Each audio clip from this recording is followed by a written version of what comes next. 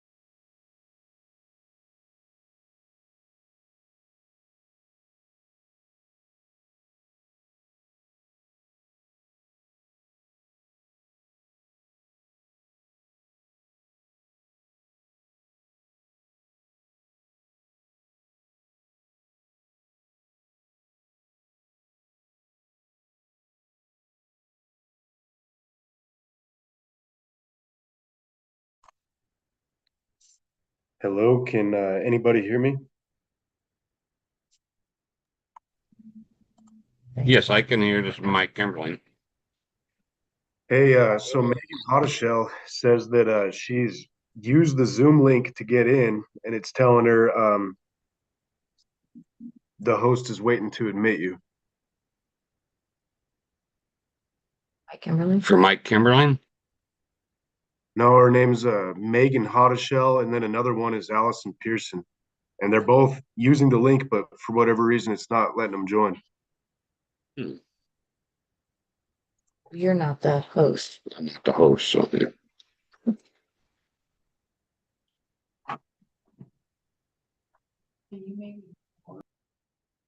Have to be tumor. Or send them that email.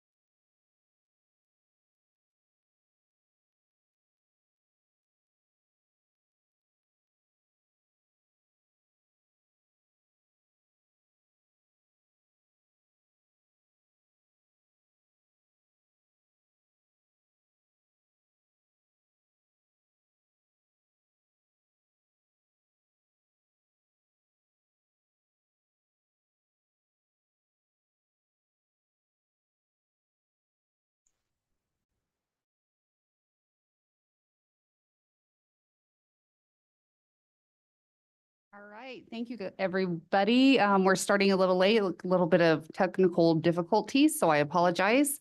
But I think we're ready to go. It is 10:13. Today is April 10th, 2014. And we will go ahead and start. We have one board member that will be here momentarily, so we do have a quorum. We have 5 hearings today, so buckle up, everybody. We might be here a minute. But we'll try to get through them as quickly as we can. So we'll go ahead. Do we have a motion to accept the staff report as presented? So moved. We have a first. I'll second. All those in favor, please say aye. Aye. Motion carries. Is there any corrections or additions that are needed from the December 13th, 2023 meeting? We haven't met for a hot minute.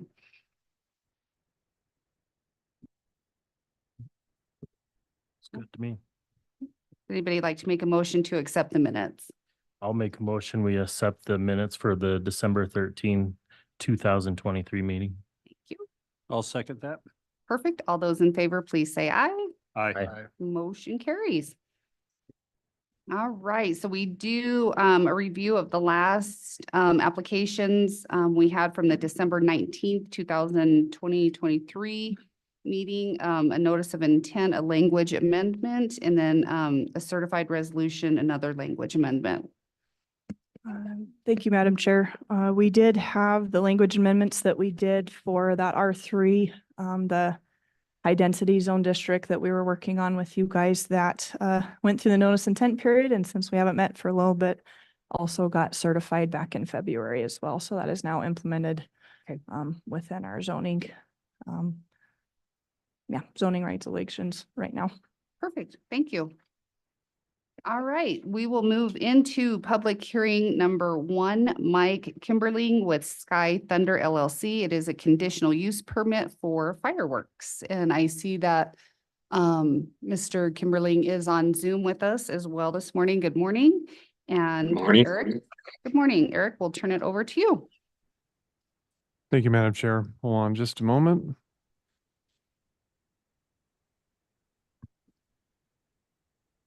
So the property owner is Home Point LLC, also Point of Rocks as it's known. Mike Kimberling is the applicant. It's a 17-acre parcel in the south half, section 27, Township 20 North, Range 101 West, which is also known as 11 Halter and Flick Point of Rocks. It will be located in an existing structure, and we'll take a look at those photos as we go along in the presentation here. Current zoning is commercial, and as far as infrastructure, the responding agency is Fire District 1. As you can see on the map on the screen, as you turn off Interstate 80 to the north there, that's when you pull into Point of Rocks. This will be to the right, the commercial area that it was a fireworks stand probably, I don't know, 10 to 15, maybe even longer than that. Then it kind of switched to a laundromat. And then once they built the new convenience store, they put the laundromat in that location. It's just been vacant since then. Here's the aerial photography, which shows you the location of the fireworks stand, as I stated. It's a yellow building that's located on the property. Going to the next slide. So in accordance with section 74 of the zoning resolution, this requires conditional use permit approval to retail consumer fireworks in an existing building. Yearly inspections are completed by the county fire warden. The applicant, Mr. Kimberling, has reached out to the Wyoming State Fire Marshal's office for consultation, and he's given a review of that and stated the things that will be looked at during the actual inspection, exit signs, etc. Here's some photos. As required by our zoning resolution, we're required to post. And then you can see there's surrounding photos and the actual location of the building up there in the top left.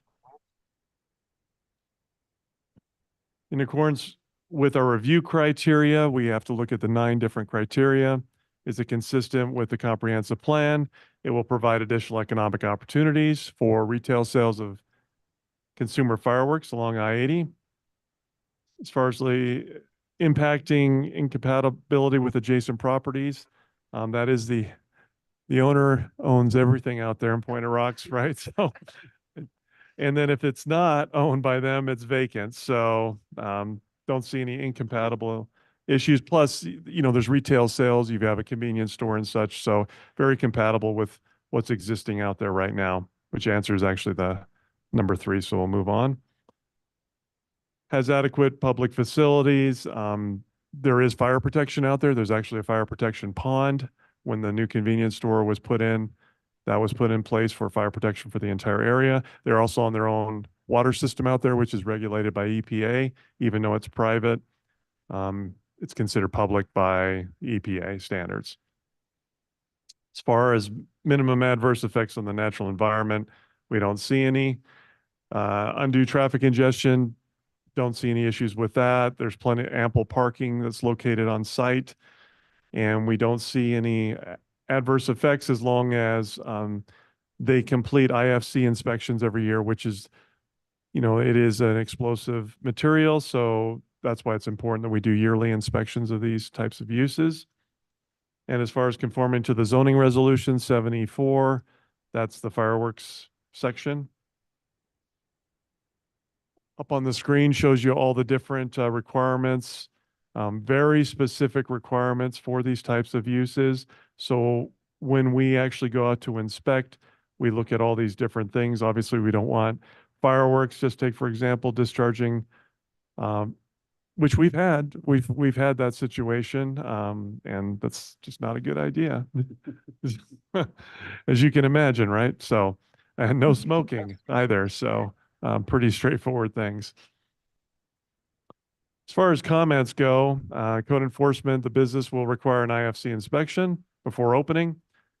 CenturyLink, Lumen looks to have Cooper running near the property. So, and then Tesoro Logistics, just stating where they have an 8-inch pipeline, West Side Water and Sewer, it's outside of their district, and Kathy Green, not within the city limits.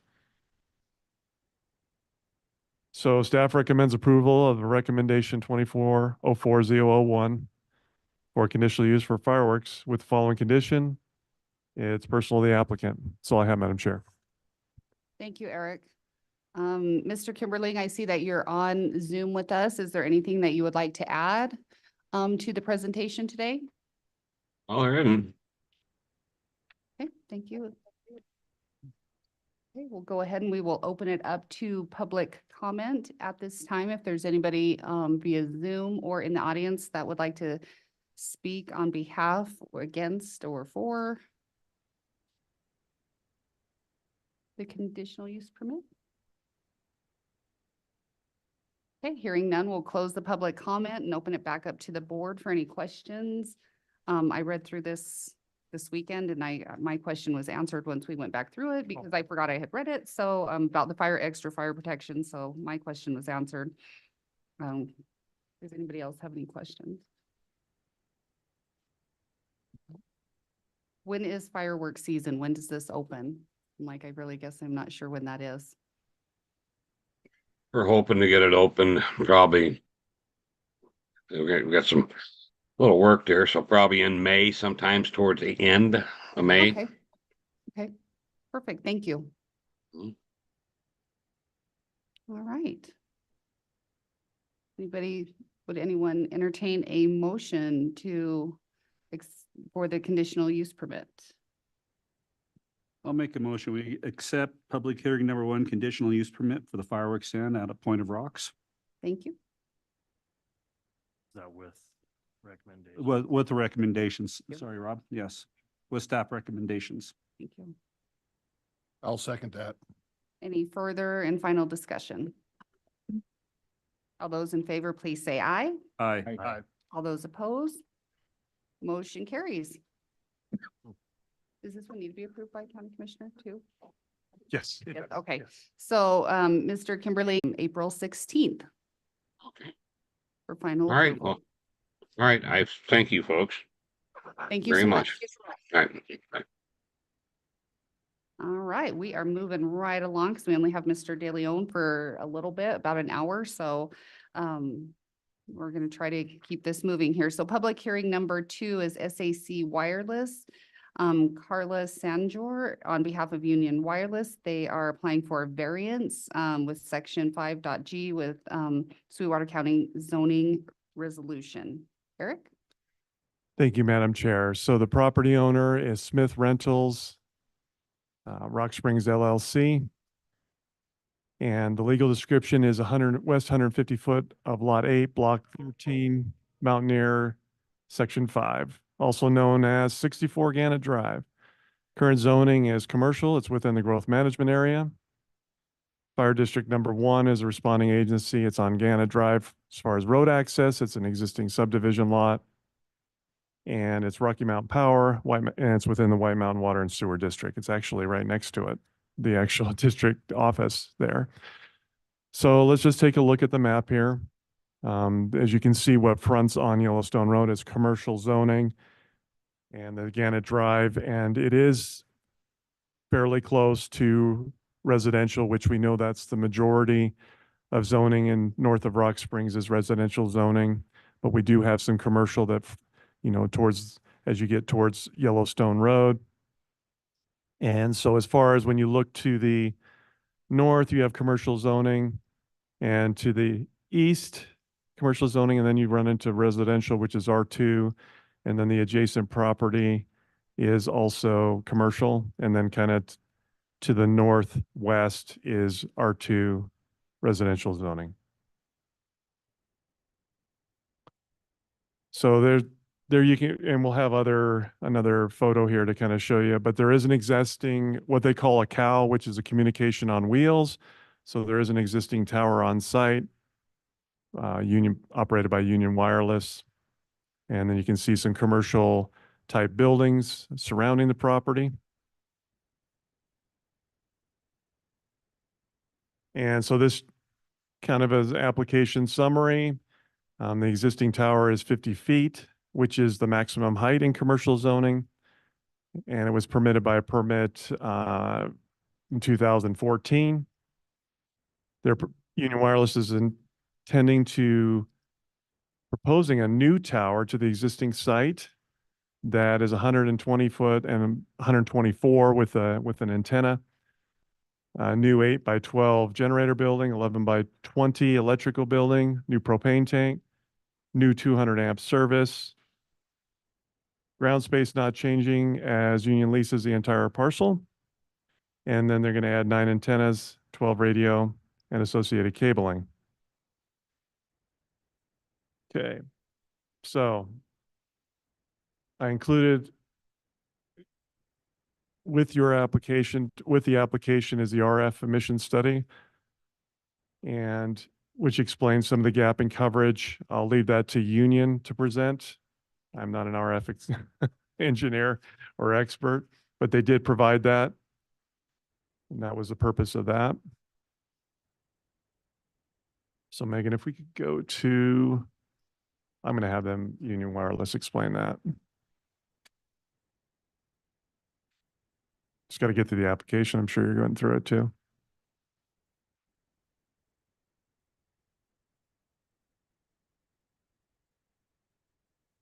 Okay. There's the surrounding site photos.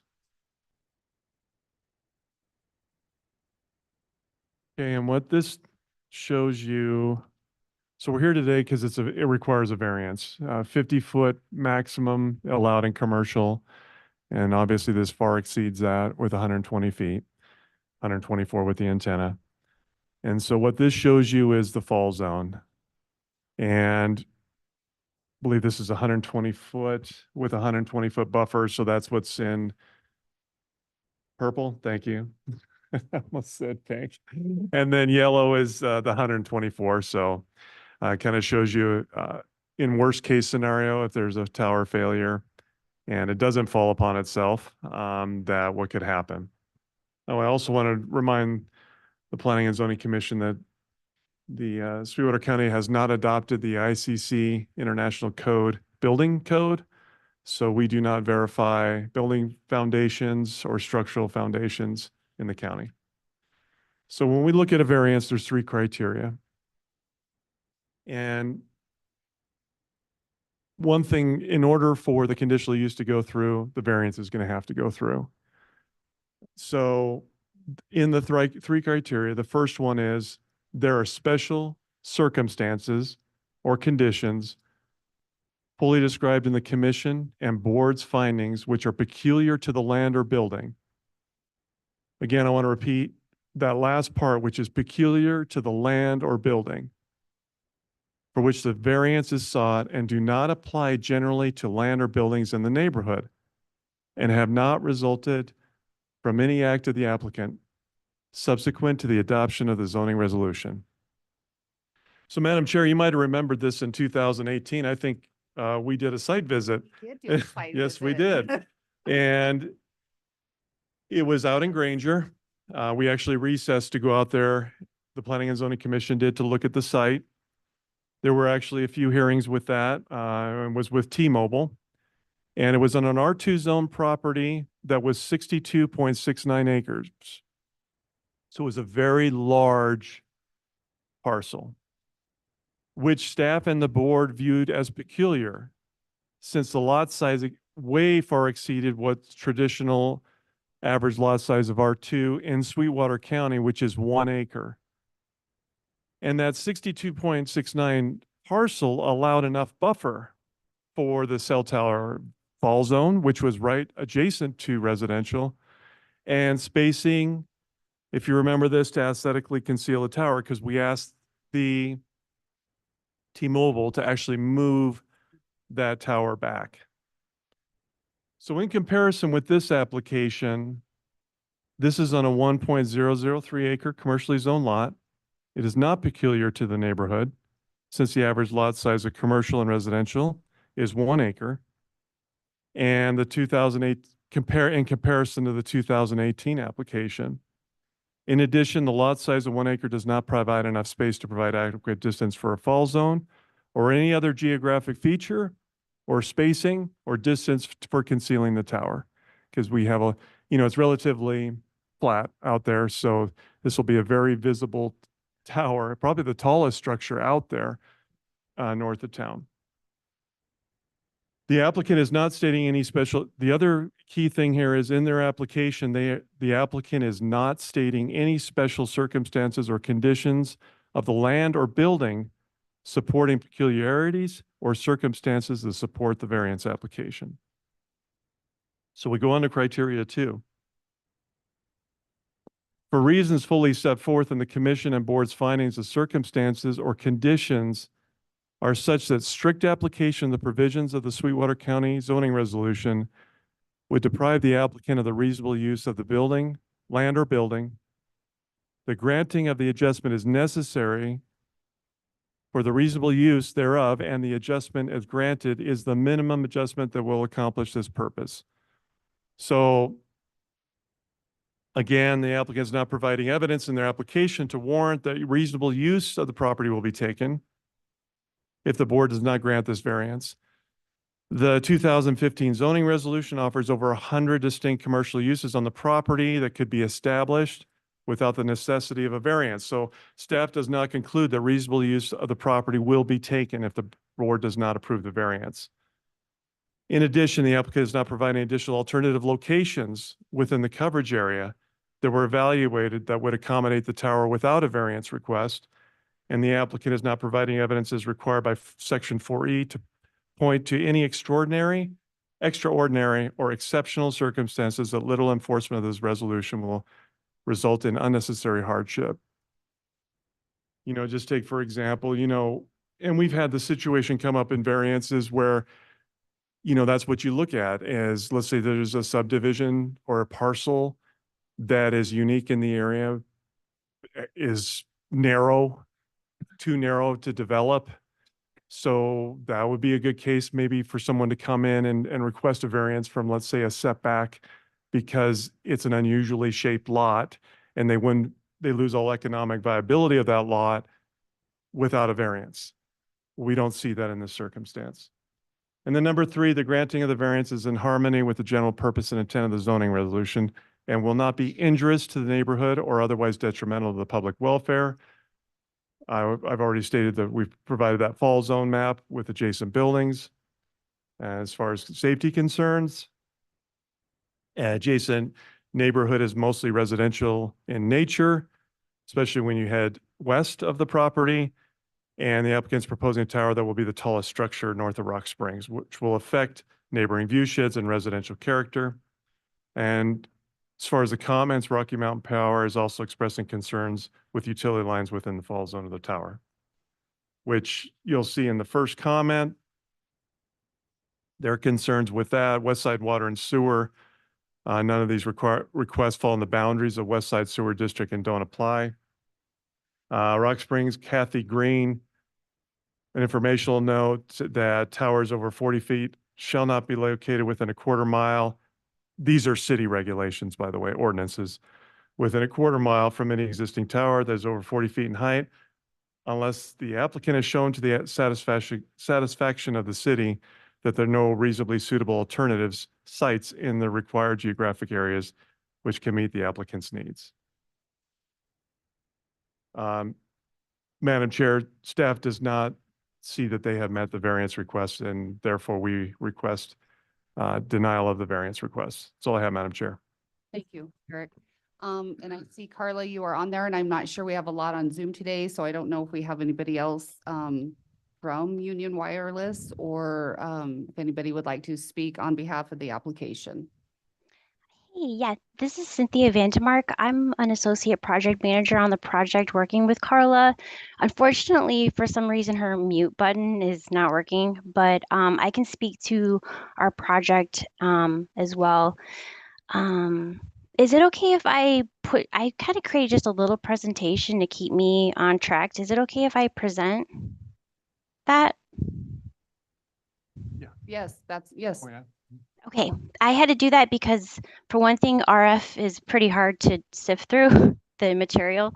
So let me get through the beginning here and make sure I share the right thing.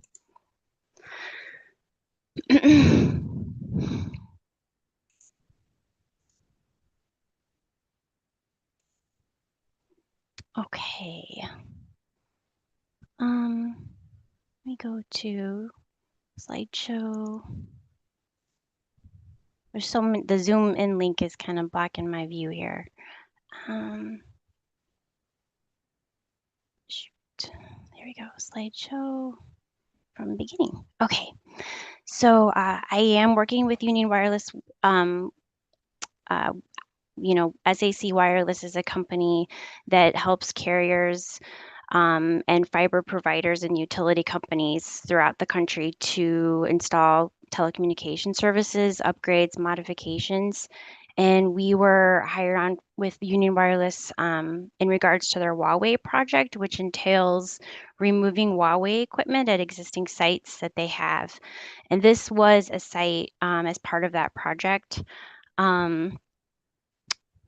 Union is a company that, Union Telephone Company is doing business as Union Wireless since 1914. John D. Woody started providing telephone services to the ranches in rural Wyoming. Since the early 1990s, Union has been there providing wireless services to ranchers and the rural communities. The services Union provides are essential for everyday communications and keeps residents connected, allows businesses to thrive, keeps workers safe, and lessens first responders' response cycles for emergencies. As part of our proposal, as you presented, we are proposing to install a 120-foot monopole here with a foundation, 2 shelters, a propane tank, and relocating the cow during construction. And then once the network would be installed, that cow would be removed. The tower would be suitable for co-locating 3 other co-locations. And in addition to that, we did provide a letter from Velmont, who is our tower manufacturer, that the towers that are typically designed like self-support structures, their fall zone radius is typically 50% of the fall. We actually did take the concerns that we were presented about the fall zone letter to Union, and we have the ability to go to our engineers and have them design the tower. So if it, in the worst case scenario, that it would fall, it would actually collapse within the parcel south and not going north. And I think this would really address some of the concerns that we were getting from Rocky Mountain Power, the county. Our neighboring parcel to the west is also the same owner as the parcel that Union is leasing. So there was no concerns from them. So that is something that we could provide to the county if we are approved for our monopole, to give the county, it could be a part of our conditions of approval if approved, that we would provide a fall zone letter showing the radius that it's contained within the parcel, and then as well as engineered drawings. This is part of the layout of the project that you showed earlier. It has our setbacks. And the height proposed. So there is a lot of information that Union provided in their RF engineer letter. One of the biggest issues for them right now is that an antenna frequency has multiple bands and they communicate with other towers, basically. The additional height is needed for their mid-band coverage, as the local terrain and clutter impact their available spectrum, specifically to the west, which does not meet the volume demand of users within the town area. Typically what happens when a RF engineer is designing for a network, they unfortunately are not looking at zoning ever.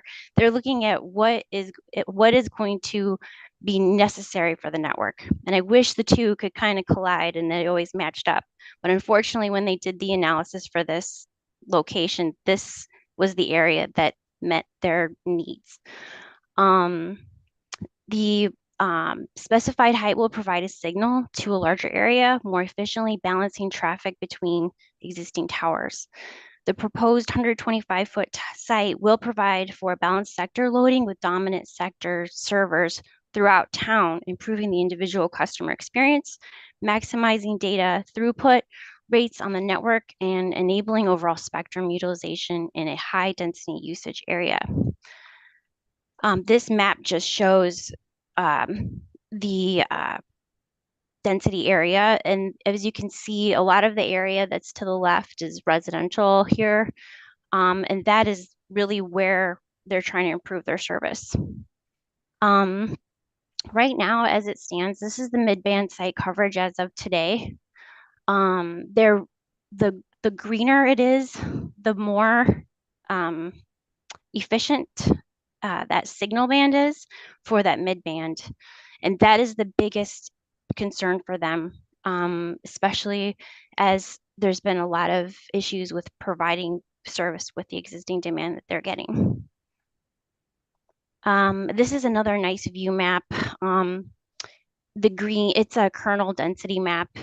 If you see the green, that is really where you'll see the improvement with the height here.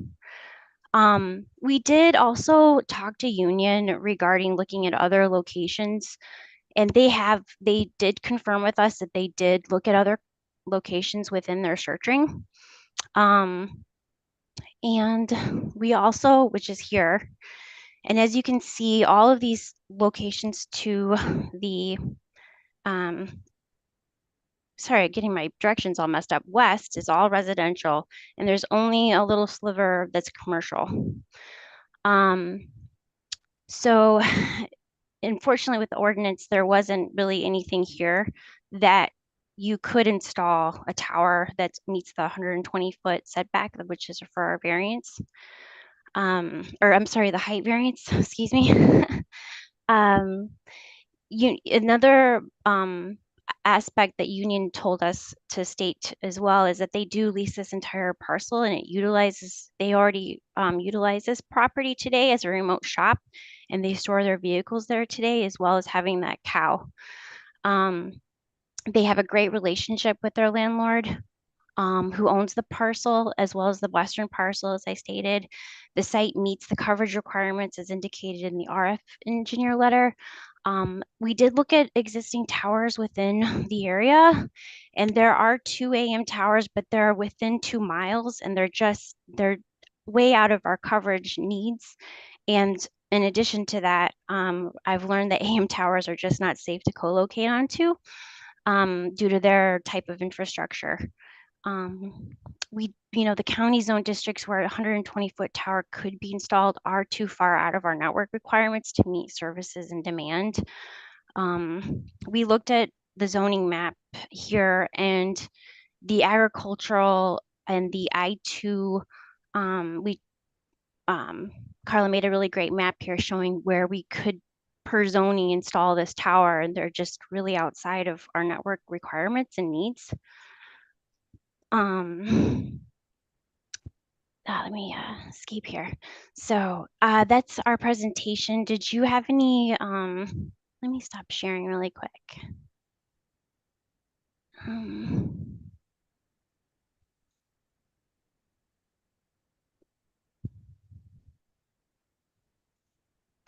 Let's see, stop share. There we go.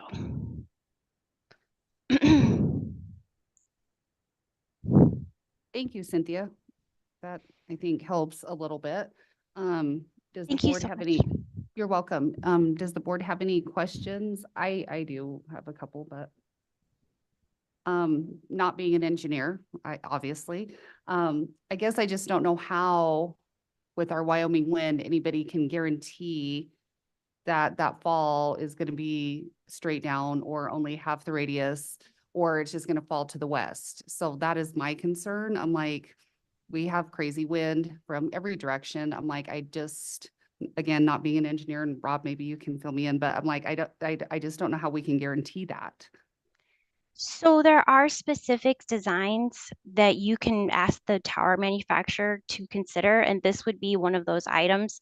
Basically, what ends up happening is they strengthen a leg member of the tower so that when it does fall, the weaker point, if you want to call it that, it would ensure that it would actually break at that point.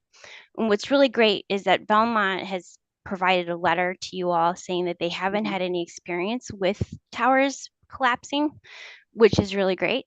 And in addition to that, they give you a breakdown of what it takes for the tower to actually break. So Okay, thank you. Anybody else have any questions? Yeah, but let me work on it a little bit. more Okay, in my perfect. head. I, Casey? excuse me, I'm a little slow sometimes, but on the towers, the reason we have the 50-foot is, for safety.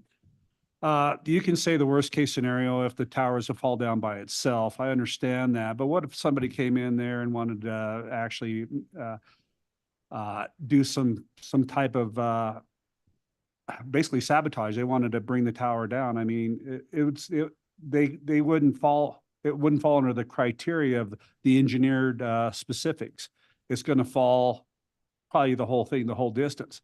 In my opinion, we have the 50-foot ban for a reason, because especially in a residential area, and even though this isn't residential, you're still going to have adjacent properties where people can get harmed.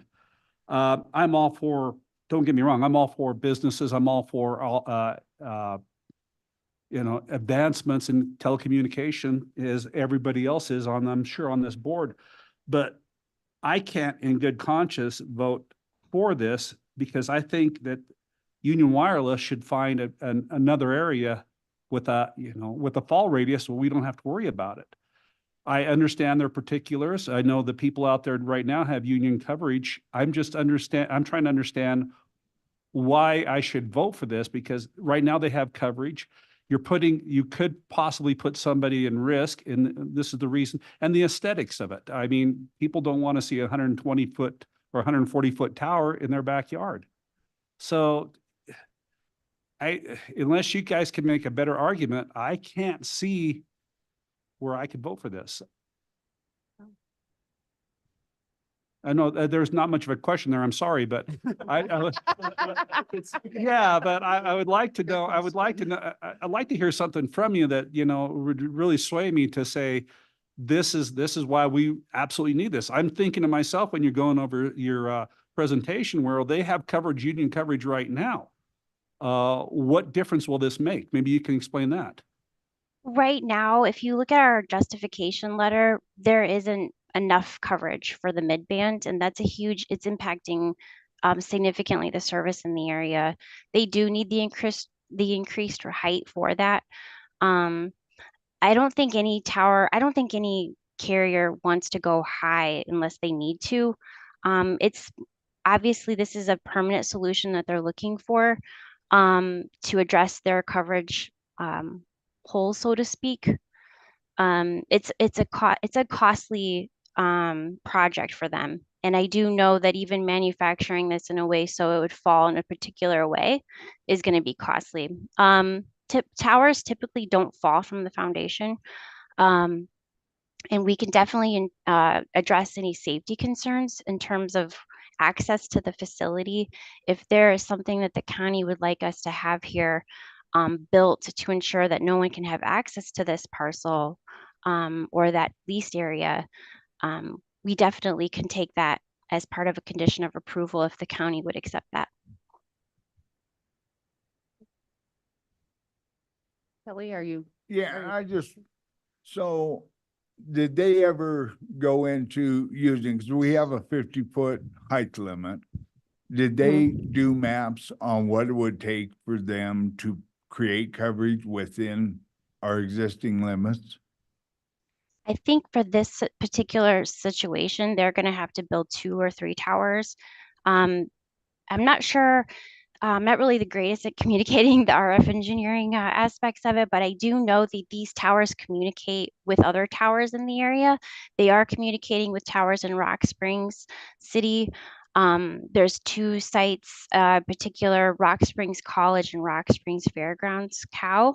And those two towers there, as well as a tower, I want to say south, they all are, it's a traffic signal. So if there's something that's happening on one tower, another tower can come in and kind of help provide that service and signal. And the taller this tower will be able to offset some of the noise that they're getting, as well as the demand from the western side of the residential area. Okay, well, I'm gonna come from my point. I know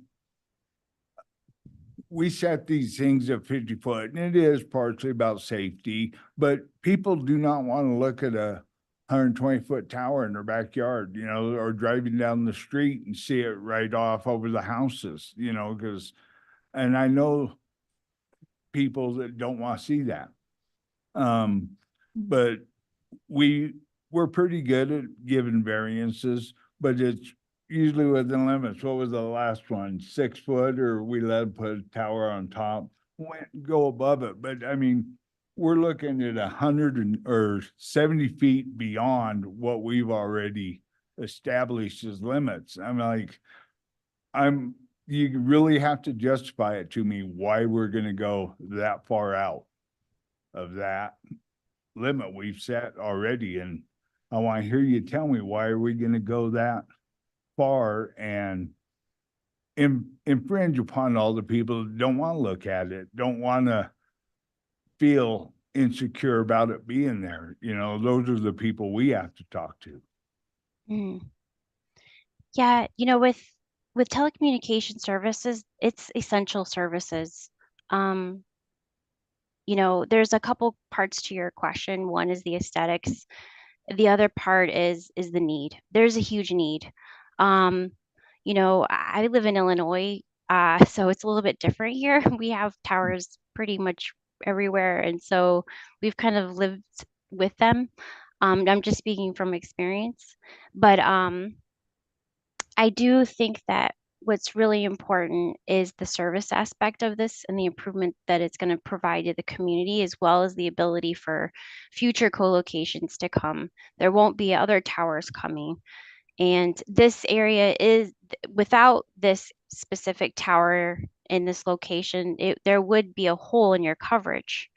So You know, I come from that part, that neighborhood where this Mhm. tower is going. Well, not directly from it, but I drive past it every day. We have coverage out there, you know, and it's might not be perfect all the time, but it's better than a lot of places I've been, you know. Mhm. So the argument is we don't have good enough coverage is really gonna be shown to me. I mean, I don't experience that. It's that. And makes sense, I guess. And I'd like to coattail on what a little bit of what Kelly said. Just for example, when we've all lived here in Wyoming a number of years, most of us all our life. And every time you go up to Jackson Hole, and I'm sure everybody here is familiar with Jackson, you look off to your right as you're headed up north and you see one of these towers. Granted, they tried to disguise it with it being looking like a tree, but you do see it, and it's an eyesore. And I don't like it. I don't like anything impeding the views. I mean, people want the views, and I don't want to look out the backyard and see that either.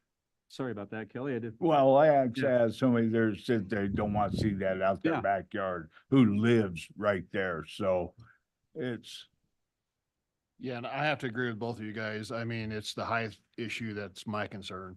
And there's no way you're gonna be able to disguise something that's double the height of what we're allowing. Exactly. And so, yeah, I just don't see it as being a popular.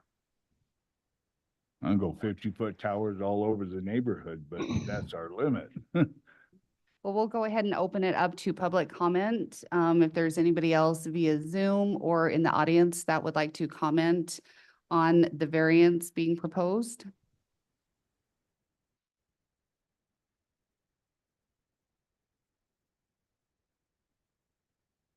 Hearing none, we'll go ahead and close public comment. One of my last thoughts is, I understand the coverage, which is important. I get that. So I don't understand why if you put this tower here, it's expanding that coverage so far. Why can't we put it in a different location and it's still doing coverage that far? To me, we've got to be able to find a better location than where we're proposing to have this. But that's my final thought. Do we have a motion to accept the variance for SAC Wireless on behalf of Union Wireless? I'll make a motion that we deny the variance, the recommendation for the variance for. Thank you. I have a motion to deny the the variance. Do we have a second? I'll second that. Any final discussion? Comments or questions? Hearing none, please, all those in favor to deny the variance request? Aye. Aye. All those opposed? Motion carries. So we'll move into public hearing number 3, which again is on SAC Wireless on behalf of, or Carla, and I can never say her last name, so I apologize, Carla. On behalf of Union Wireless, which is a conditional use permit for the cell tower. Thank you, Madam Chair. So this will go fairly quickly since the Planning and Zoning Commission denied. Same property, no need to go into that. We've already stated the upgrades and all that in the variance application. And the potential fall zone, we've shown all that. When we get into just through the criteria, as stated, the applicant, our concerns are it will provide additional coverage, but the fall zone is an issue with adjacent buildings and right-of-ways and impacts to residential view sheds. As far as it affecting adjacent properties, we've already kind of hit that. We have not adopted the ICC building code. So we have no way they can turn in you can turn in fancy drawings and stamps, but the issue there is, and you can provide drawings with certifications, but we have no way of going out and inspecting to a code that we have not adopted. So I appreciate that willingness to do additional structural things, but we have no avenue to do that. As far as requests to compatible with existing or allowable uses of adjacent property, we've already talked about the issues with tower concealment, the aesthetic concerns that we have, the Rocky Mountain Power issues. So we'll go through that. The adverse effects to the natural environment. We don't see issues with the natural environment. We don't see traffic congestion being an issue, but again, we're concerned with adverse effects with public health, safety, and welfare as far as the fall zone goes, neighboring buildings. And as far as the request conforming to the applicable provisions, the issue here is you have denied the variance, so this does not meet the zoning resolution. So, Madam Chair, we recommend denial based on the denial of the variance. Thank you, Madam Chair. Does not conform to the zoning resolution. And just, I guess, a quick question, Eric, do we need to let these die on approval? Is the best way to do that, or can we go ahead and do a denial? Say that again. Do we need a, Let the motion die? or can we go Just ahead comes and? out, or do we- I think we need to, for Motion. clarity, a motion, to approve, deny. You can do either way. No, that's But we fine. need something to carry to the Yeah, Board of just County Commissioners. clarification. I will open it up for public comment. If there's anybody in the audience or via Zoom that would like to speak or add to public hearing number 3 for the conditional use permit. Yes, this is Cynthia Vandemark with SAC Wireless. I just wanted to chime in. As part of our project, we did submit with our coverage maps and justification letter an option for a 100-foot tower. This would be the least height that they could move forward with. So if this is something that the county could consider, that would be helpful to say the least. But thank you so much for going through our application materials and all the feedback. Thank you, Cynthia. Thank you. Madam Chair, if I could Yes. privilege. Thank you. So Cynthia, I appreciate that. The real issue at this point now is the variance has been denied. Probably that could have been something brought up in the variance here. This is a recommendation, so you, just so you know, this will still move forward to the Board of County Commissioners, but they really don't have any wiggle room here just because that variance was not approved. Thanks. Thank you, Eric. We'll go ahead and close public comment at this time. Open it back up to the board for any final questions, concerns. Hey, Eric, just while we're on the towers and stuff, not directly to this, but we're in the same. Can we get maybe some wording added to our stuff for like the pictures we're seeing that would provide us a mock visual view of what that tower would look like from various places from around the community or where they want these variances. So, we're looking at where it is, but so that we could sit and have okay, this is what we're really gonna be looking at. Like a 3D model. Oh, 3D model. Mocked up view of, They do have a picture of that, Billy, on their plans of what the tower would look like. well, what tower but from the But in community. the area. Yeah, from the, Oh, okay. in the area, Like mocked an up. aerial view or a street real view. something. We have AI now. We should be able to make one that looks real. Yeah, but you're just making more work for Megan now. Well, No, I looked directly. everything has a price tag, Madam Chair. Go ahead. I was like, Go ahead, But Megan. yeah, that was just something to add. I'm just saying, something I expect from you in the next couple months, or maybe some wording for that. Okay, go ahead, Megan. I know something that's been just a discussion in the department is making specific requirements for cell towers in general. Right. The view shed that you're talking about is something that I know we have within our wind farm regulations Mhm. from different Right, vantage from points, different 25 or angles something like And I that. was thinking something similar for the towers. So I do think that's a good point and is definitely something I think staff should consider if we do add other regulations to it. The other thing that I've seen, I don't know how well this would work in Wyoming. I say it with a little bit of a laugh, but they call it a balloon test. Yeah. What test? A balloon Balloon- test, and what they'll do is, I've seen that in other jurisdictions. My issue is better be a calm day out there oh, yeah. when you're doing that, but, and that's just to show like visually out there, like if you went out there and looked at it, what Yeah. the height of the tower would be. You'd put the balloon, raise it up to the height of that. But visual simulation, is a possibility, but I don't know how well that balloon test thing works, but I've seen in other jurisdictions, but anyway, We'll check so- on Megan's artistic endeavors, there we go. There you go. But yeah, and I just wanted to put that in there before we moved to a different subject. Thank you. Yeah. Great suggestion. Do we have a motion? I make a motion that we deny public hearing number 3, the SAC wire. Oh, yeah, three, Yeah, sorry. 3. That's Conditional right. use The permit. conditional use permit for the communication tower, cell tower, mostly just based off of the variance did not pass. Thank you. I'll second that. Any final discussion? All those please say aye. Aye. All those opposed? Motion has carried and it is denied.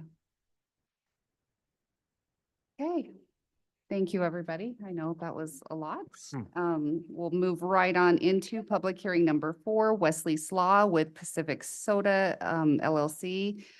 Processing facility location zoning map amendment from agriculture to MD1. We'll turn it over to you, Megan. All right, thank you, Madam Chair. We'll have two zone map amendment hearings today. The first one's going to be for where the processing facility is going to be located. And then the next hearing is going to be down where the actual mine sites will be located. So a little bit similarities between the two. Try not to bore you. There are different property owners that we will be discussing. As far as the processing facility location goes for this zone map amendment, property owners will be Rock Springs Grazing Association and the BLM. We're looking at approximately 1,649 acres located within sections 3 through 10 in Township 18 North, Range 108 West. Current zoning is agricultural, and there's a slight small piece that is located within the growth management area and the highway overlay area. Infrastructure that is existing, of course, Green River will be the fire responding agency out there.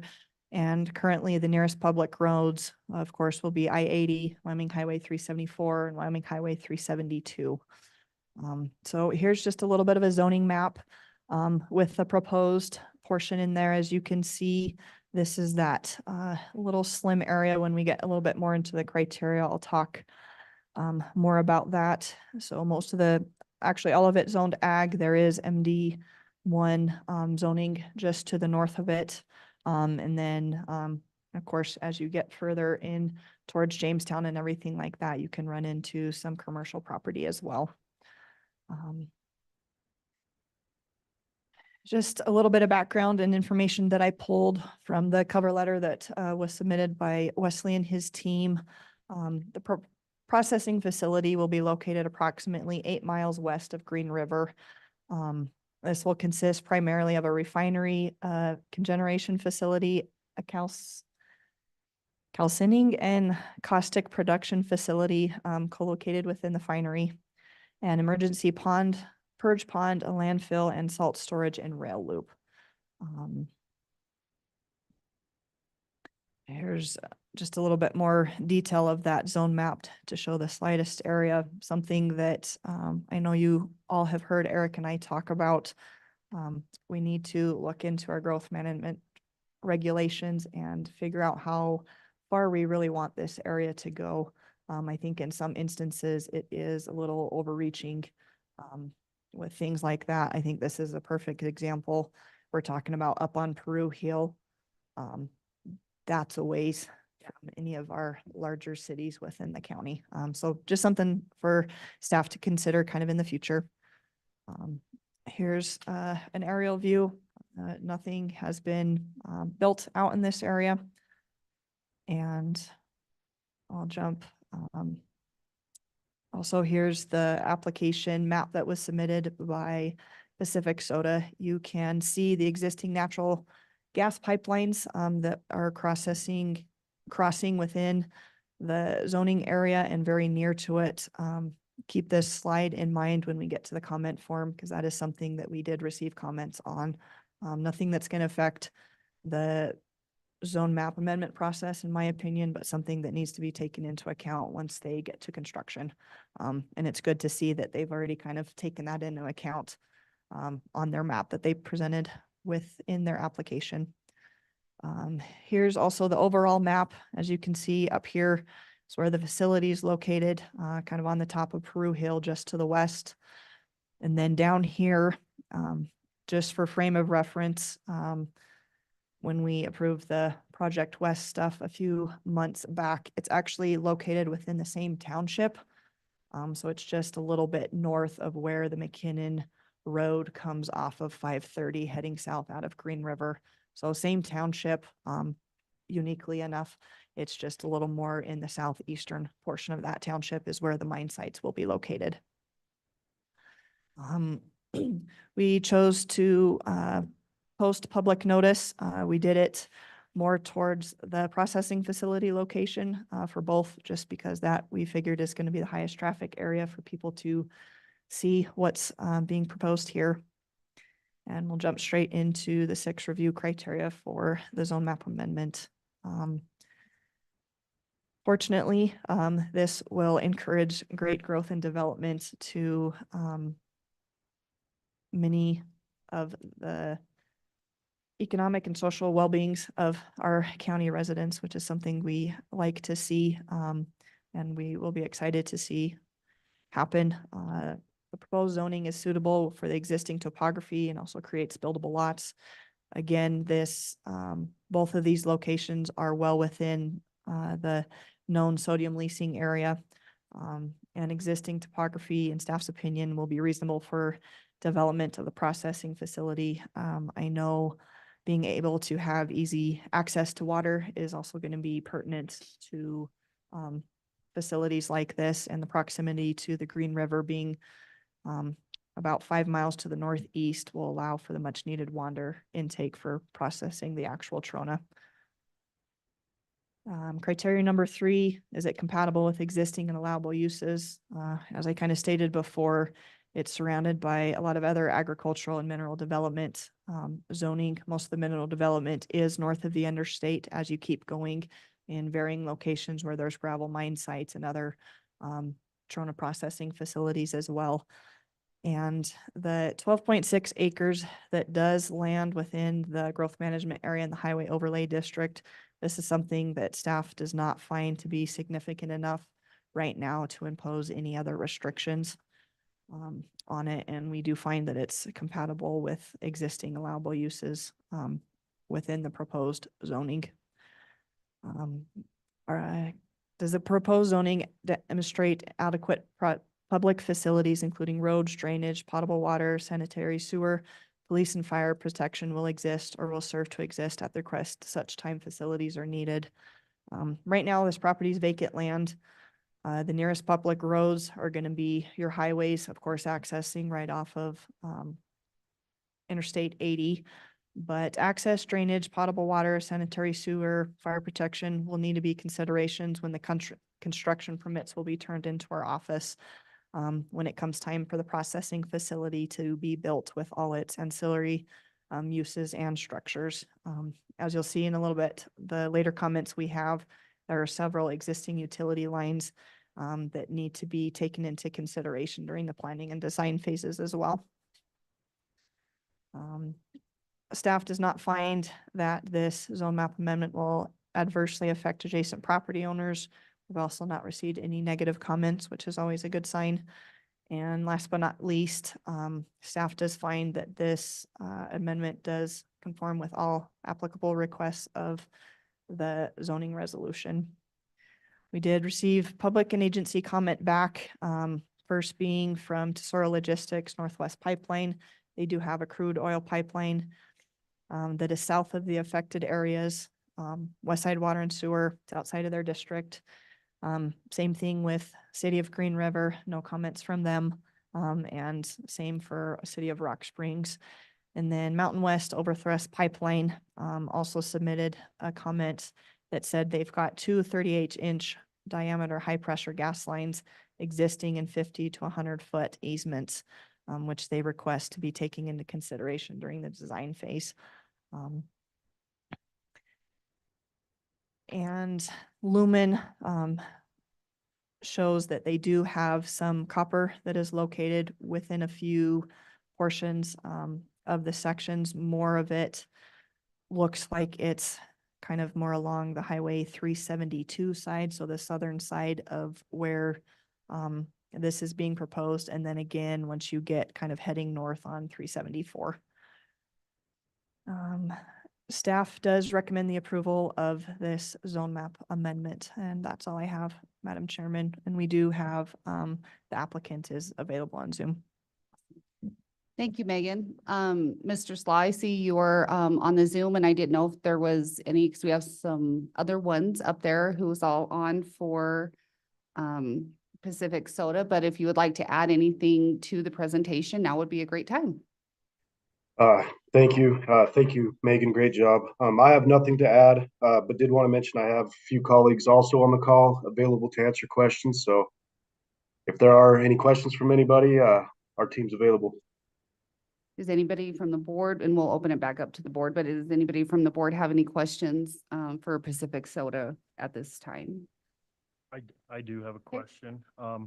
We see that there is a conflict with some utilities there.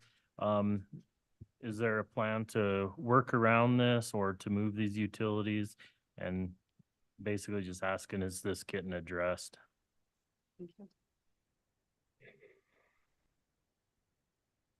Is there anybody from your team, Wesley, that could answer that? Yes, any of us, but I seen Megan Hottishell came off mute, so go ahead, Megan.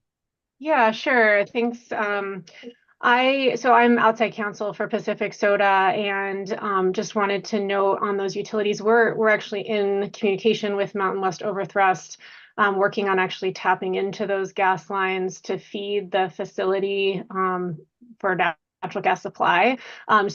So we are in communication with them, and our design will certainly take into account those lines and make sure that we're not impacting those lines with anything that we put in those areas. Where that line goes through is where our rail yard will be, and so there'll be crossing agreements and infrastructure put in place to protect those lines from development. And then with respect to the Lumen comments, my understanding is that their lines are not, that they're south of where we're planning to develop and not across any of the infrastructure that we're planning to construct. Okay, Okay. thank you. Thanks. We'll go ahead and open it up to public comment. If there's anybody in the audience or via Zoom that would like to comment on behalf, against, in general for the zoning map amendment.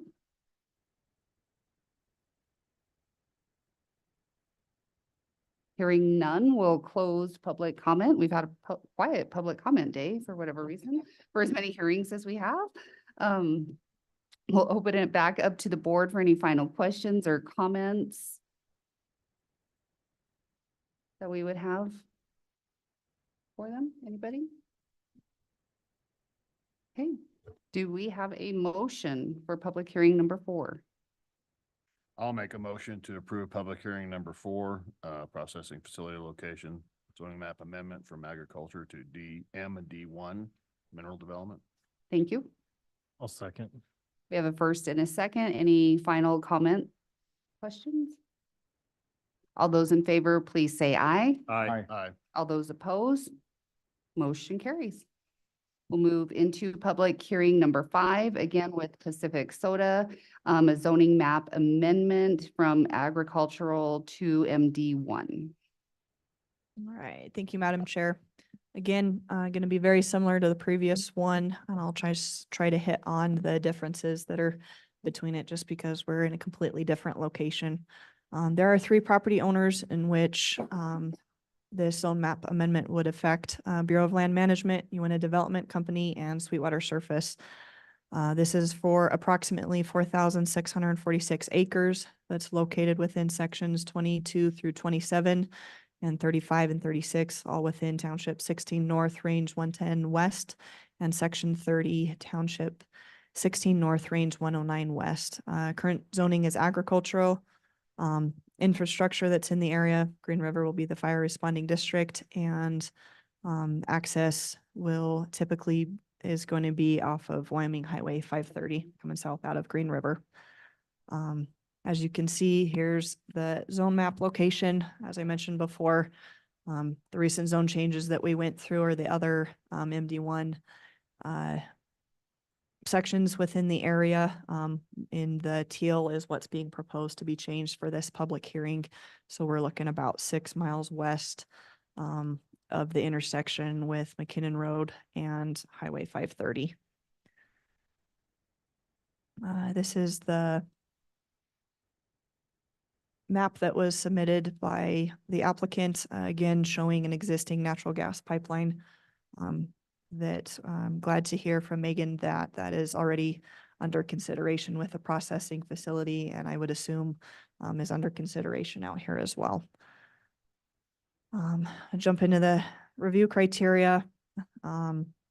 It's also located within the known sodium leasing area. Staff does not find likes that this is in a remote nature.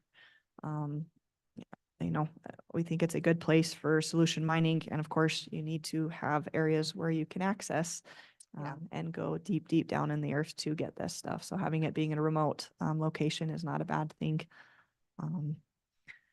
Staff does find that the parcel is compatible with existing allowable uses, again, surrounded by lots of agricultural and other MD1 zone property.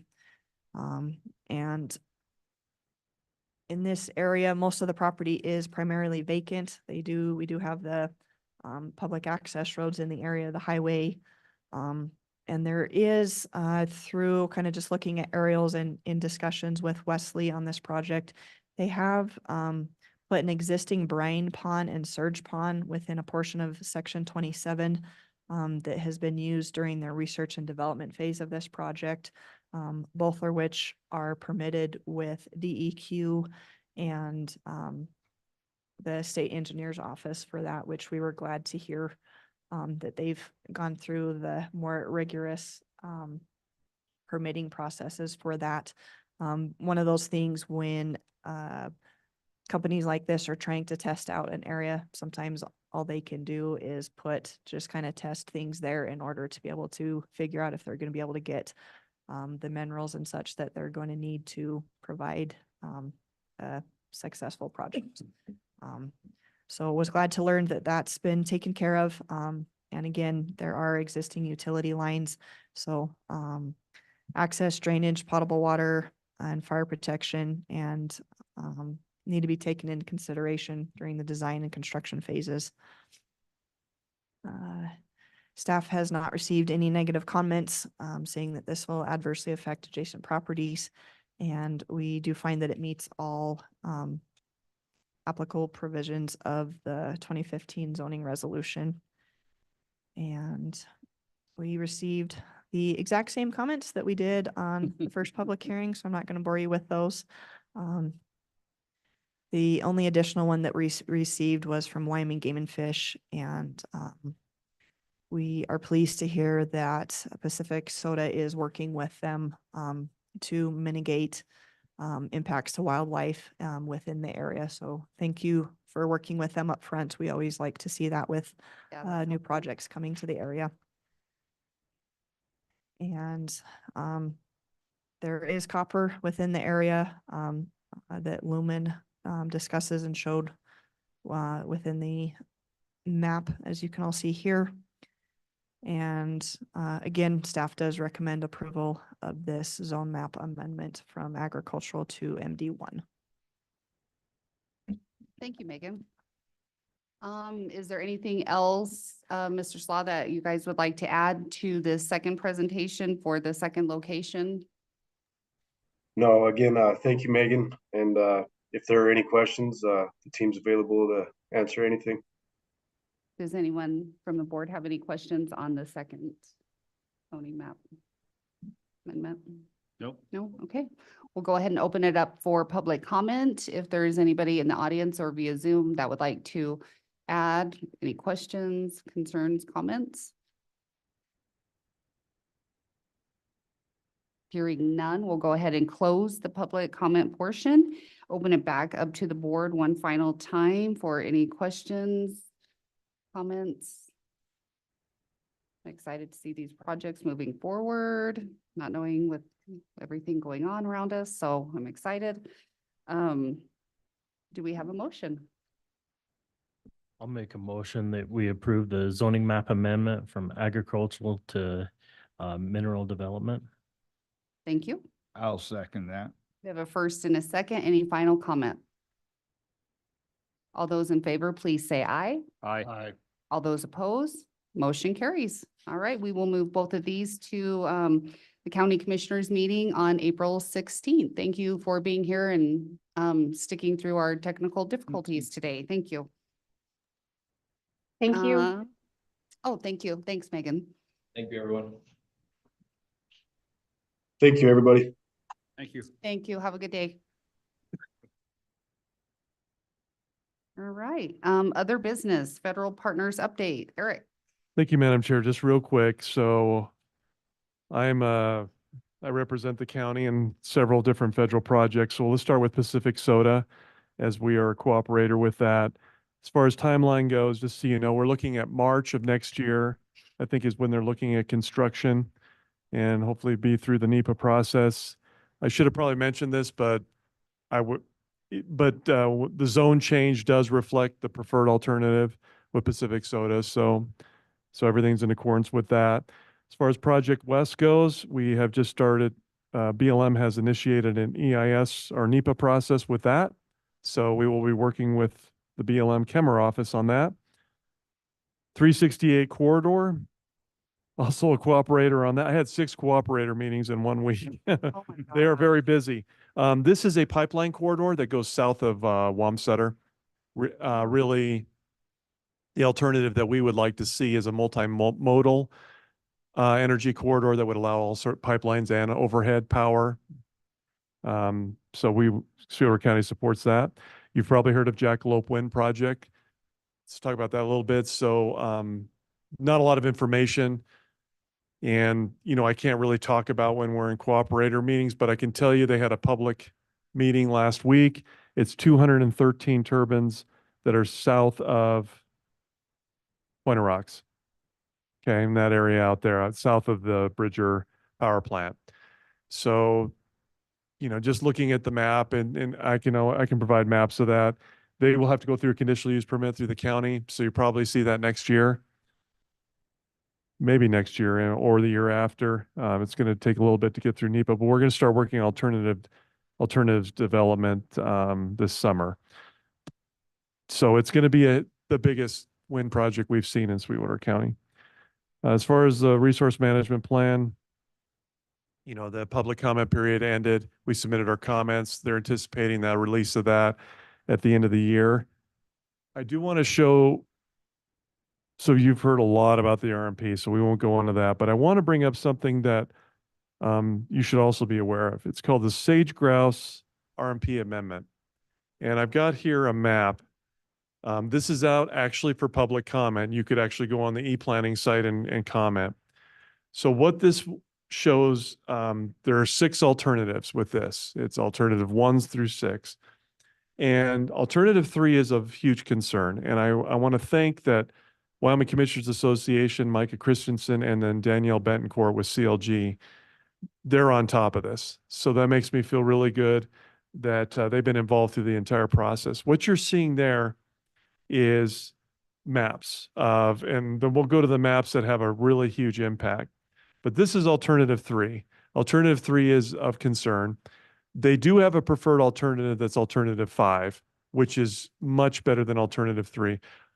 Alternative 3 is basically what it's actually worse than alternative B on the RMP, because you can see everything in that dark purple color there is called priority habitat management area. And so let me show you just in a contrast, when you look at alternative 1, not as much of that area. And then alternative 5, not as much. But when you get to alternative 3, Like the whole state. it's the whole state.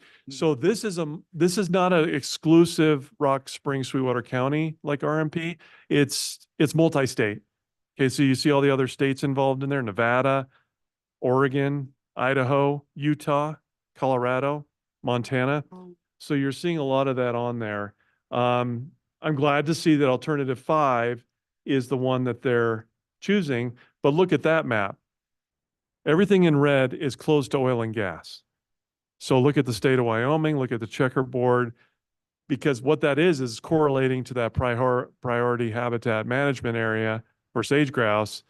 So that's the implications of that map. And then as you go through all the alternative 3, it's the same thing. If I go to a right-of-way exclusion map, same thing. So just another thing to be aware of that's going on that is out for public comment. The public can get on the e-planning website and comment on that. This is the better scenario in here is with alternative 5 is that, it's not showing. Let me get onto that one. Do they have anything right now with what it's showing right now? So what's the difference between what's going on right now versus what they want, Eric? Yeah, I think that's alternative 1.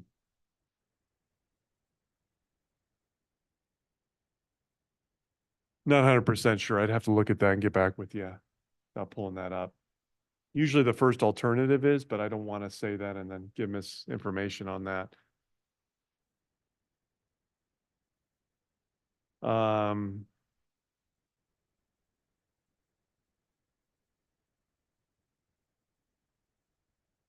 yeah, that's outside.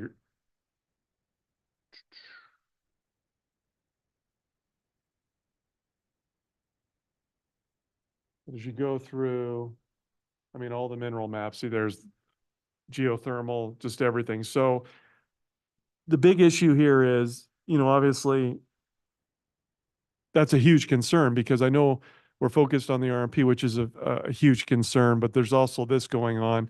I have our federal delegations on top of this, and so is the state governor's office and such. So just wanted to make you aware of it, that it's going on. In the different scenario here is where alternative B was chosen for the RMP, which is devastating to Sweetwater County. Alternative 3 will do the same thing, but it'll do it for the entire state of Wyoming. So definitely being all hands on deck, and they're working on it, but just another thing to make you aware of. And that's all I have, Madam Chair, with that rosy news. That's a lot though. Oh But my it word. is of concern, but the state's on top of it. Okay. Definitely. It's good to hear that a different preferred alternative is being in comparison to the Rock Springs RMP. But there's still concerns with the socioeconomics in here. But a lot of attorneys involved with this that are on top of it. Danielle Bencourt, who we utilized during the Rock Springs RMP for comments, is also on top of it too. So just another layer that also should be aware of. But the bigger issue with this is it's the entire state of Wyoming. So just to make you aware. Thanks, Madam Chair. That's all I got. Thank you. And I just want to welcome, we have two new staff members with us today. So we're slowly filling positions. So thank you. We are excited to have you. I will not be here next month. I am supposed to be in Washington, DC, and now I've been called to jury duty. So either way, I am not going to be here. Either jury duty or in Washington. So duty. well, I took my stuff in and I was excused for later in the month, but I haven't got anything for that. And I'm like, oh, like I have everything all booked. So I don't know. So I will not be here next month. I Okay. don't know what we have hearing wise, but We've got just a couple language amendments. We've Okay. had a few things that have been brought to the office and we don't have any place for them to be permitted within the district use chart. ooh, So okay. trying to create something with that and then at the same time update a few definitions. So nothing too major next month. And as of right now, we've only got two public hearings scheduled for June, but we do have another 2 weeks for applications to be turned in, so we could get a few more. And I don't know that I will be here actually in June either. I think I have a board meeting in Casper, so I apologize. I do. Yes. Yeah, yes. All right. Well, thank you everybody for being here. It is 11:32. We will go ahead and adjourn. Thank you so much. Thank you.